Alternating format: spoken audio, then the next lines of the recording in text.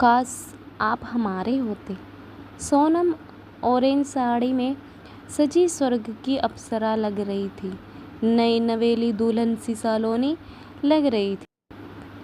सोनम की शादी को 2 वर्ष बीत चुके थे। मायके के एक विवाह समारोह में अपने पति संतोष के साथ आई। सोनम के चेहरे के भाव उसकी सुंदरता का साथ नहीं दे पा रहे थे।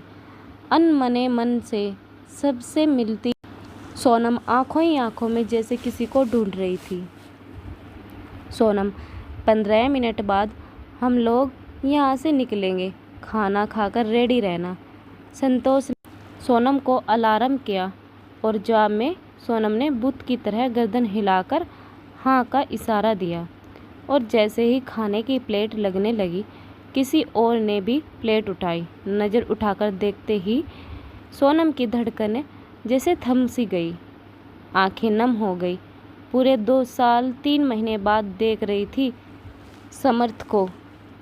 लर्जते होठ बस इतना भर कह सके समर्थ। आंखों में बेचैनी और झटपटाहट थी, शब्द जैसे खामोश थे। आखिर समर्थ ने बात शुरू की, कैसी हो? सोनम अपराधनी सी खड़ी। सोनम ने नज़रें झुकाकर कहा, कैसी हो सकती हूँ? भगवान तुमको ढेरों खुशियाँ दे, बस यही दुआ मांगता हूँ।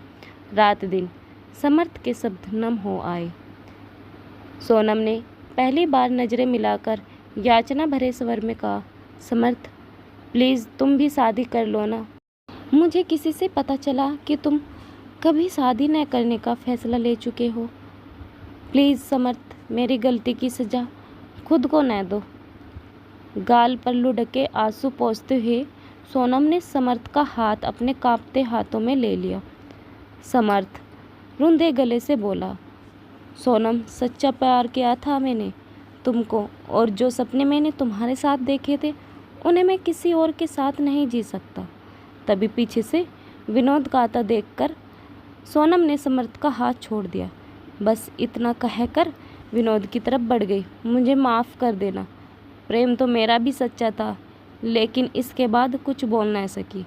लौटते वक्त कार में बैठी सोनम के जहन में पिछले 5 साल यूँ सामने आ गए जैसे सब कुछ अभी की बात हो।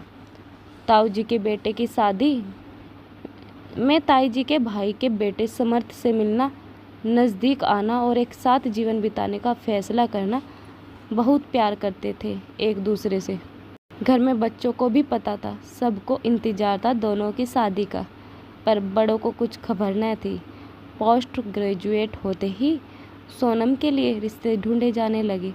इस बात की जानकारी होते ही समर्थ और सोनम ने अपने घर में बात करने का निर्णय लिया।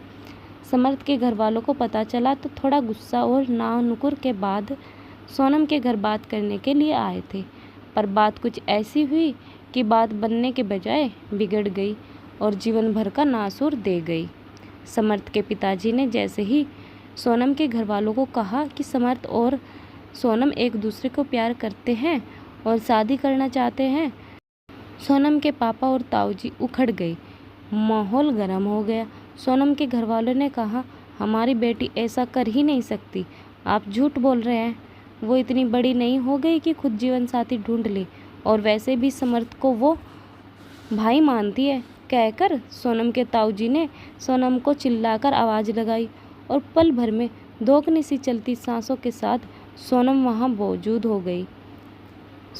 मौजूद थी। समर्थ तुम्हारा क्या लगता है?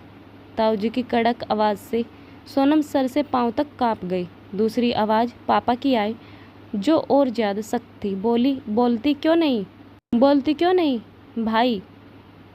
सोनम की मरियल आवाज़ ने फैसला ही कर दिया।